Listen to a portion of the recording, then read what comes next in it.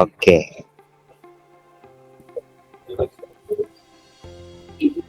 Mungkin sebelum gua masuk ke SQL mock-nya itu, mungkin gua bahas dulu di awal-awal mengenai apa sih unit test. Jadi unit test itu isinya ada mekanisme untuk testing service sistem, di mana yang dites itu bukan dari bukan keseluruhan sistem seperti itu. Jadi ini kayak tahap awalnya. Jadi unit berarti kan berarti kan piece kecil ya. Jadi misalkan ini di screen ini udah munculkan ya yang saya share ya. Oke. Udah Mas Erik. Udah ya. Oke. Jadi kalau misalkan yang dinamakan unit test itu berarti misalkan ini kan ada if nih, berarti kalau misalkan gue cuma mau tes sampai sini doang nih, itu termasuk satu unit. Atau kalau misalkan untuk mau tes satu function ini doang, itu juga satu unit, begitu. Jadi definisi unit ini pun juga tergantung dari masing-masing developer. Itu biasanya dalam menentuin test case-nya gimana. Itu kan berarti ada if else yang kondisional yang mesti diperhitungin. Jadi biasanya patokan dari if else ini atau dari for yang dari yang bentuknya kondisional begitu, atau mungkin perulangan juga bisa. Jadi itu sih kalau untuk singkatnya dari unit test itu apa. Sekarang nih kalau dari case ini kan ini repository ya. Terus kalau lihat dari PGSQL ini, ya sebenarnya di dalam ada database nih. Berarti kan yang kebayang dari di awal itu ini bakal susah nih untuk dibikin unit testnya karena mesti interaksi langsung sama database. Alternatif yang pertama sih sebenarnya bikin database khusus untuk yang namanya unit test ini, tapi sebenarnya jadinya boros ya karena actually lu mesti bikin satu server baru dan itu biasanya ada cost operasional yang kayak jadi sayang nggak sih karena itu kosongan doang. Nah, ada alternatif nih sebenarnya. Sebenarnya banyak sih untuk cara gimana ngemok si database ini di unit test, tapi ini gua ngenal salah satunya ya. Jadi yang gua pakai itu di sini adalah si SQL mock. Ini pakainya punya si Datadog nih. Kalau misalkan pernah dengar Datadog, ini sebenarnya vendor untuk bikin untuk yang nyediain monitoring.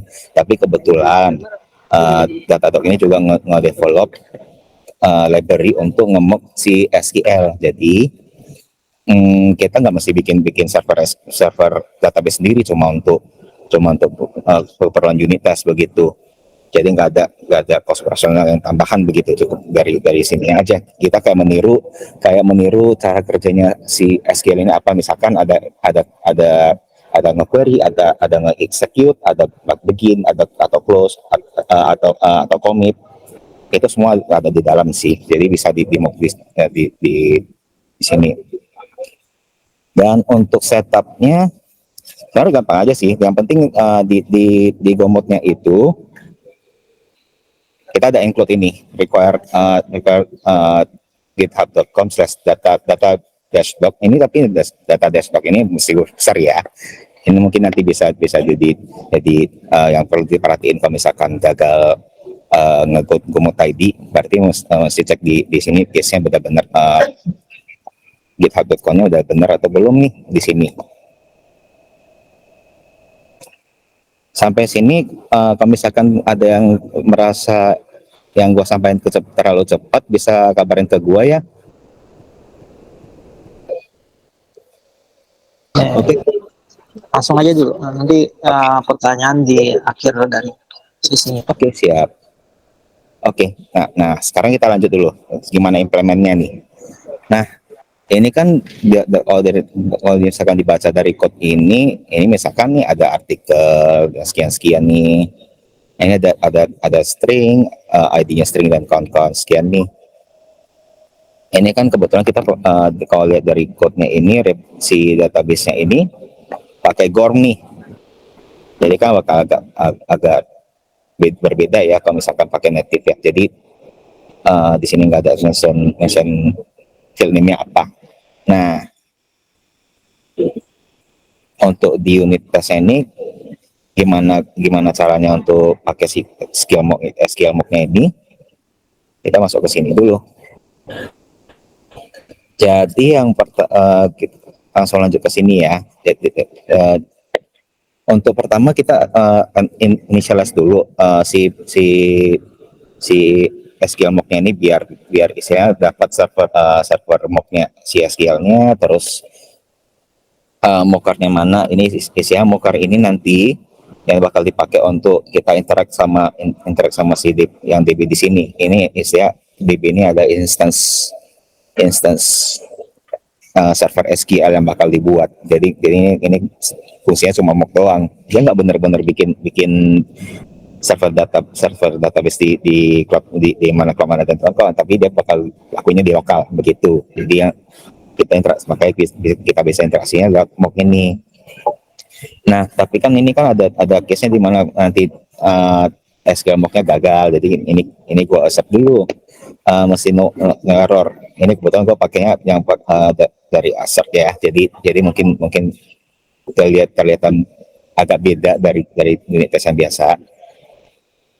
Habis itu jangan lupa karena kita tadi bikin bikin objek database, ingat di close. Dan karena kita nggak untuk case ini nggak ada handle error, sebaiknya si function pas mau manggil db.close ini di dalam function ya. Habis itu karena kita tadi pakai GORM, berarti mesti di open dulu connectionnya nih. Nah, kebetulan untuk GORM ini caranya agak beda, bukan kayak SQL biasa yang kita tinggal bikin aja nih, tinggal SQL DB open langsung lempar si DB-nya. Di case ini karena pakai GORM ini ada beda sedikit nih. Kita mesti kasih tahu dulu new Postgres server dulu. Ini kebetulan Postgres ini masih sepakai sama si GORM ya. Jadi ini drivernya mesti di provide dulu. Harusnya kalau misalkan tadi GORM.io tadi udah di GORM yang GORM.io GORM ini udah di include ke dalam GORM.mode. Nanti dia bakal refer ke situ sih, bakal refer ke punya GORM.io juga nanti. Nah, balik lagi ke sini, ini tuh isinya kita mau kasih tahu punya ada new Postgres server dan config-nya config drivernya adalah connection-nya yang mana, yaitu yang ini. Nah, kita kan nggak mau config apa-apa nih ke belakang ini. Jadi ini bisa dikasih kosong aja.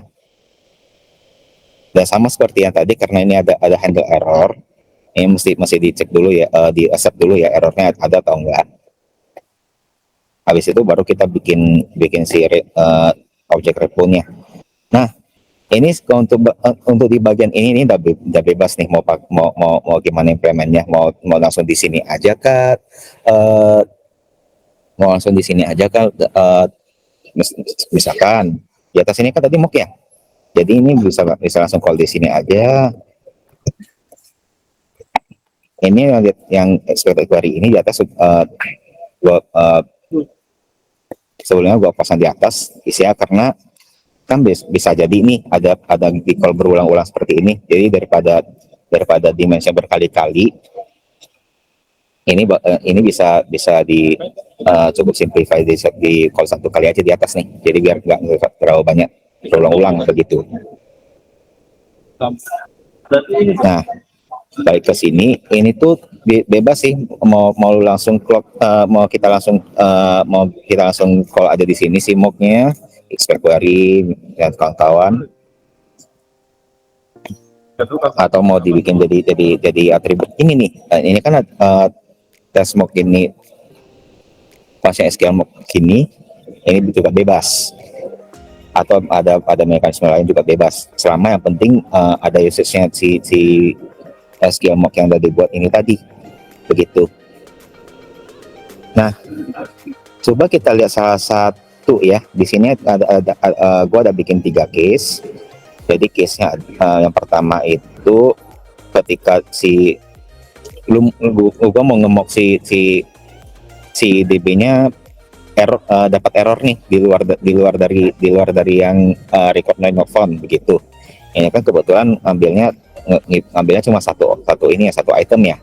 Jadi kan expectednya ada keluarannya error yang di luar dari not found, error yang selain not found, error not found, error yang not found, error yang selain not found, sama ada nih datanya begitu. Jadi di sini ada 3 case nih untuk ngebalikinnya. Tapi sebelumnya kita balik dulu ke sini. Ini kan ada with ARGS ya. Jadi kalau misalkan lihat di query-nya ini kan ada ini kan semua karena based on the implementation dari yang di sini ya. Ini kan ada tabelnya sekian, ada keluarnya ID-nya sekian. Jadi yang dikeluarkan sama si Gorm DB ini adalah query seperti ini. Kalau misalkan di sini ada parameter, berarti harusnya with ARGS ini mesti ada nih isinya, mesti kita kasih nih. Dan ini sebenarnya dalam kurung ini free flow. Kalau lihat dari definisinya free flow sih. Nah ini, jadi nggak mesti ada isinya. Kalau misalkan nggak lu expect ada parameternya, ini nggak usah disertain juga nggak apa-apa. Ini di skip, nantinya di skip juga nggak apa-apa. Begini, dia nggak bakal error. Cuma nanti ketika yang dia expect itu ada argumen, tapi kita nggak kasih, dia bakal return error nih, karena dia expect ada gitu. Nah, ini kita coba hapus dulu. Terus habis with ARGS ini sebenarnya ada beberapa opsi nih. Mau dibikin kita ngemok si servernya lama baru dapat data responnya, atau mau balikin error, balikin row, atau dia mau balikin langsung errornya begitu. Ini mungkin kayak di screen nggak nampak ya si ininya, tooltipnya. Oke, gue sampelin satu persatu. Ya misalkan nih, gue mau pakai will delay for, gue mau kasih dia sebagai 5 second. Nah ini nanti bakal jadinya dia bakal mengiru kondisi server ketika ada delay dalam proses data selama 5 detik begitu. Nah ini gue coba balikin dulu. Nah kalau misalkan yang gua kasih itu adalah will return error, ini berarti dia mau ngemok kondisi servernya mau balikin error apa nih. Kalau misalkan nggak mau kasih error ya, nggak mau kasih balikin error apa ya langsung kosong aja, nggak usah ngelempar apa-apa. Kalau misalkan mau ngemok kondisinya ada error sekian ya berarti dibalikin seperti ini.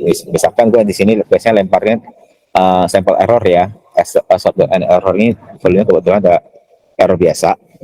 Ini dari library-nya as.n error gini. Nah ini ada kalau misalkan nantinya mau balikin row, kita lihat dulu di contoh test case kedua dan ketiga nih. Ini kan pertama gua mau di case ini gua mau balikin empty row nih. Kalau mau balikin empty row ya cukup gini aja, sklemock.new rows. Ini berarti kita kasihkan ini will return rows. Terus sklemock ini kita kasih tahu new row ini apa fieldnya apa aja sih. Kebetulan di sini kan pakai Gorm ya, jadi tinggal get aja nih si fieldnya apa aja. Nah kita coba kita refer dulu ke field names ini apa aja sih. Nah Ini tuh sebenarnya cara yang cukup unik sih dari Gorm untuk ngeget nama field DB-nya apa aja. Dia kan karena Gorm ini langsung di generate ya, eh, nama field DB-nya apa begitu. Jadi tinggal baca aja parsingnya dari source struct yang mana. Ini sync map ini sebenarnya ini bebas sih. Ini udah langsung kasih aja sync map sekian ini. Dan kalau misalkan ini strateginya ini dikosongin, berarti default begitu. Kalau misalkan ini sync mapnya ini kosong, berarti default. Dan cuma kalau misalkan dia kasih get store-nya nil nih, ada kemungkinan dia bakal panik sih. Jadi usahakan ketika mau pakai library ini, jangan lu mau skema parsing gini. Si sync map ini minimal begini deh, pointer dari sync.map gitu. Oke, dari sini baru dapatkan di sini ada field names-nya. Habis itu nih, di sini kan case-nya kalau balik ke case yang dua ini nih. Ini kan yang pertama mau ngemok yang dibalikin itu kosong nih, nggak ada row apa-apa.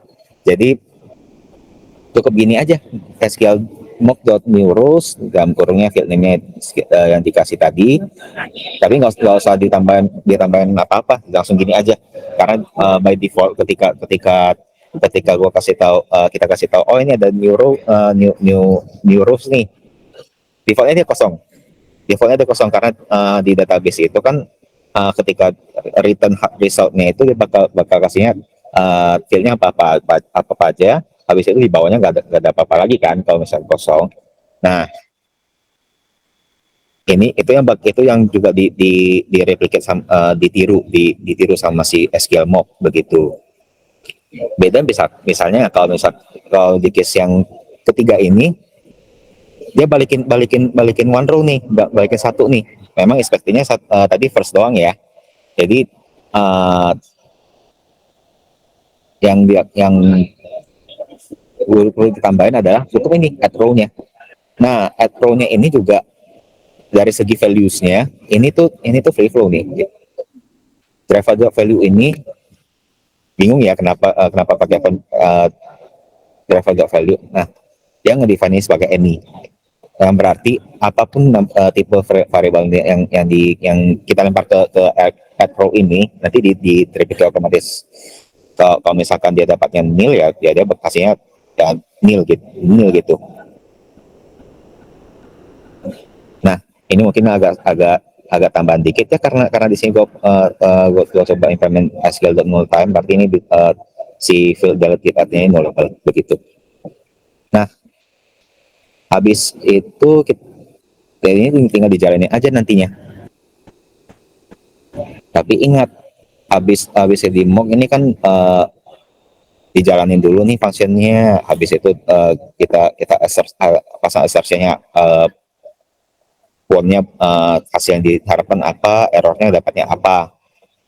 Langkah terakhir yang harus diingat adalah habis kita assert si resultnya ini mesti diinput juga nih mock.expectations were met. Jadi istilahnya misal yang kita panggil di atas di bagian dalam ini multiple nih. Kalau misalkan balik ke artikel nih, kalau misalkan ini multiple query yang dipanggil, kan itu berarti ada urutannya, query juga beda-beda tuh. Jadi kalau misalkan ini nggak disertain, jadi kita nggak bisa ngecek tuh query-nya jalannya sequentially atau enggak begitu, berurutan atau enggak, udah sesuai belum. Sebelum gua tutup mungkin tutup kesimpulan, gua tambahin dikit bahwa di sini itu nggak bagian SQL mock query matcher option ini sebenarnya nggak wajib. Cuman kalau misalkan kita nggak lempar ini si matcher optionnya, ini tuh dia bakal ngeceknya cuma sepakat sampai sini. Jadi misalkan gua nggak lempar, ya dia ngecek cuma ini doang. the drawback dari nggak pakai perimeter option itu yang exact, yang equal adalah ketika nanti ada query yang bersamaan yang misalkan dalam satu function itu ada lakuin dua query yang sama-sama select sekian from artikel dengan satu ini yang sama, satu set ini yang sama. Ketika ada dua operasi bersamaan, dia bakal konflik nih, mana nih yang duluan. Jadi, karena dia nggak karena by default si SQL ini nggak tahu mana yang duluan, jadi dia bakal runnya by random begitu. Ketika itu kalau misalkan si wording utamanya sama ya, kalau misalkan ke equal tadi kan berarti di semua tuh. Kalau ini coba kita balikin, baru kita coba trace ini di dalam query equal itu apa. Jadi untuk expect sama actual ini bakal dicek tuh, expectednya apa, actualnya yang dia tangkap apa tuh. Ya kalau misalkan beda, dia gak bakal lolos tuh. Begitu sih. Nah, mungkin sebagai kesimpulannya untuk sebenarnya banyak caranya, tapi salah satu banyak caranya untuk nge-mock si database ini gimana di unit test. Salah satunya pakai SQL mock. Cuma mungkin dari satu catatan yang perlu diingat adalah karena SQL mock ini baru optimal jalannya kalau misalkan yang kita lempar itu ada query yang native. Jadi mungkin major salah satu setbacknya ada ketika masih di set diketik full query-nya sih begitu. Jadi nggak mungkin itu bakal jadi yang ini bakal panjang nggak ya caranya, tapi alternatif ini bisa dicoba sih. Mungkin sekian dari yang bisa gua paparin sekarang. Mungkin bisa lanjut ke sesi Q&A ya. Oke, terima kasih Mas Heri. Mungkin dari rekan-rekan ada yang mau menanyakan terlebih dahulu perihal tentang yang sudah dijelaskan oleh Mas Erik.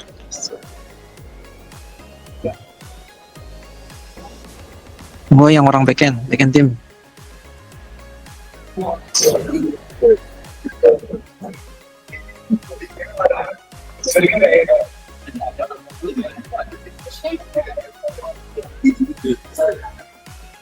Yang mau nanyakan nggak? Kalau nggak ada boleh saya nanya ya. Oke.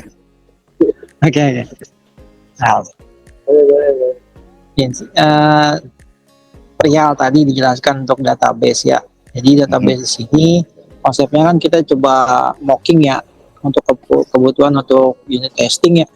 Iya. Nah, kemudian ada beberapa pertanyaan ya untuk setup nih dari awam ya. Orang awam ketika kita mau menggunakan cara library inilah SQL mock ini itu pertama apa sih yang harus dibuat terlebih dahulu kan, misalkan skema database-nya kan ada tuh kalau di realnya database. Apakah untuk yang SQL mock ini itu harus kita buat skema database yang sama persis kayak yang kita mau tes atau bagaimana? Itu yang pertama. Yang kedua, tadi ada mention untuk GORM ya. Boleh secara singkat aja sih apa sih library GORM itu fungsinya di testing lah. Kemudian yang ketiga mungkin ada ketentuan khusus nggak, kayak rule khusus untuk bisa melakukan mock test di dalam untuk SQL mock ini ya, untuk mengecek data dalam database untuk keperluan unit testing. Ada khusus misalkan ada convention tertentu lah atau best practice-nya. Nah, paling itu aja. Monggo Mas Rik.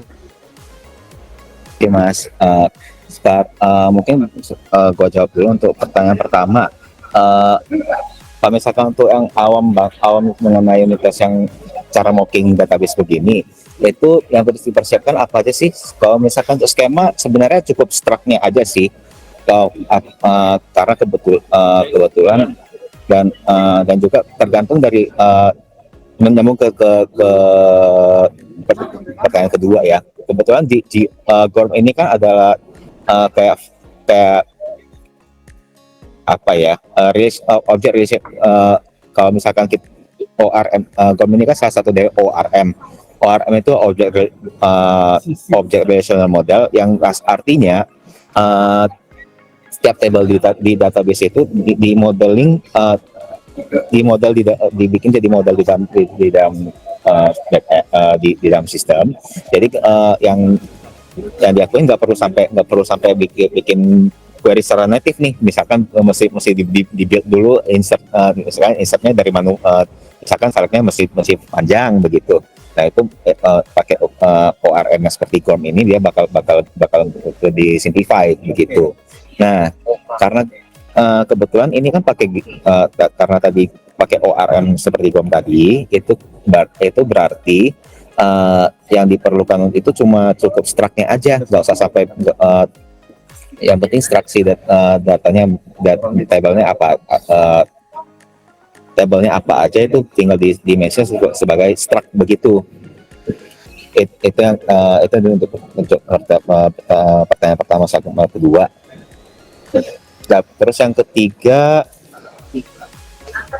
mungkin gua agak miss tadi sih. Convention, ada convention tertentu nggak untuk bisa melakukan unit testing dengan menggunakan SQL mock ini, best practice-nya lah. Oke. Kalau untuk best practice-nya sebenarnya sama aja sih dengan unit test sebelum yang seperti biasa. Nah, cuma memang kalau misalkan lihat dari code ini, yang best practice-nya adalah si query-nya ini sih, karena kan ini ada case ketika kata wording ini diulang-ulang nih, dipanggilnya di mention berulang-ulang. Daripada mention berulang-ulang mungkin dijadiin variable, atau untuk bagian di sini ini tuh bagian yang function ketika dipanggil kita nggak mau handle nih, ya sebaiknya di wrap aja dari function isinya linear gitu, kita panggil begitu. Nah sebenarnya ini kebetulan juga bisa discovernya karena thanks for the previous sharing session ya pakai SonarLean. Nah ini sebenarnya jadi warning dari SonarLean juga sih. Jadi kalau misalkan kita nggak handle ya bahaya. Paling sebenarnya lebih ke convention biasa seperti di coding biasa begitu. Itu selalu harus ada di close ya database-nya ya. Disarankan close, kalau enggak nanti kalau enggak dikhawatirkan ada memory leak walaupun ya isinya lokal ya, tapi kan seharusnya kita juga sesuaikan sama kondisi nyatanya begitu. Berarti bisa dibuat semacam kayak static method gitu ya, yang selalu dipanggil berulang kali kan, soalnya udah pasti harus best practice-nya di close kan. Iya.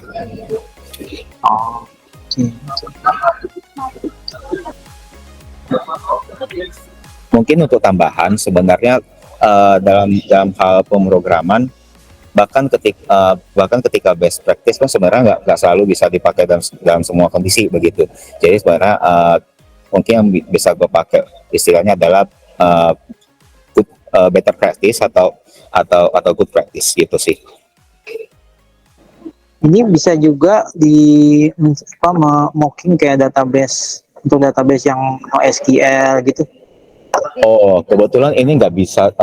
Kalau yang pernah saya cari, ini kebetulan nggak bisa sih. Kalau misalkan dia bukan SQL, misalkan Mongo nih, Mongo berarti gua masih pakai kita itu masih pakai cara lain. Mungkin mau pakai GoMock, habis itu yang function library-nya mau langsung mock, dibikin mock interface-nya aja, atau pakai library lain begitu. Kebetulan tadi sempat cari juga ada Mongo mock gitu nama ininya, cuma gua belum nemu implementnya gimana, caranya implementnya gimana pas gitu. Jadi mungkin bisa dieksplor dulu. Nah kalau misalkan cara pakai GoMock, mungkin ini mungkin sampel doang sih di service di sini nih di MOOC.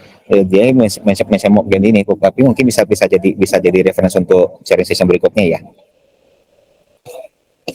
Ini saya biar Oke, yang oke, boleh. diinterpretasi doang gitu. Oke, oke, boleh. Kita di explore lagi lebih detail. Oke. Oke, baik, itu aja. Mungkin ada lagi teman-teman yang mau menanyakan perihal untuk yang skill MOOC ini ya. Masih ada sisa 5 menit ya, kurang lebih.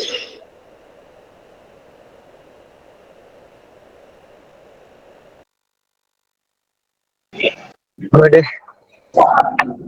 Ya, Halo. silakan. Ini itu spesifik spesifik ke satu framework tertentu atau bisa diimplement ke banyak framework ya? Kita pakai apa sih, kayak gorong gitu-gitu yang framework yang kita pakai itu bisa diimplement kayak ke banyak framework atau cuman satu aja?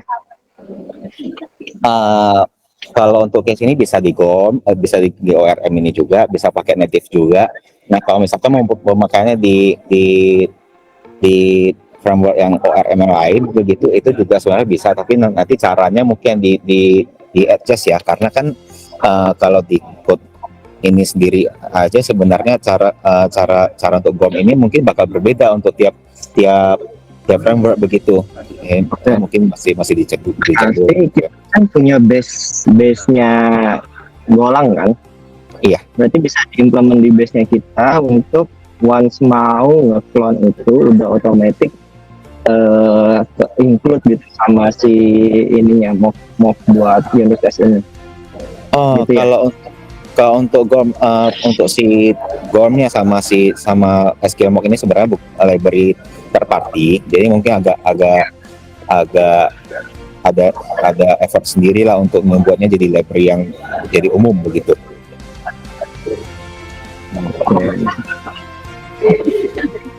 Oke, maksudnya tapi bisa di-include kan, kayak ya jadinya nanti si base Golangnya ada syarat nih, ada prerequisite-nya dulu nih di awal nih. Kan namanya oke, kita pakai library buat unit test ini, kita bikin library buat mocking testingnya pakai ini gitu kan. Jadi harus di-include ini tuh gorm.io GOM skema ini harus di-download dulu atau bisa di-include di projectnya?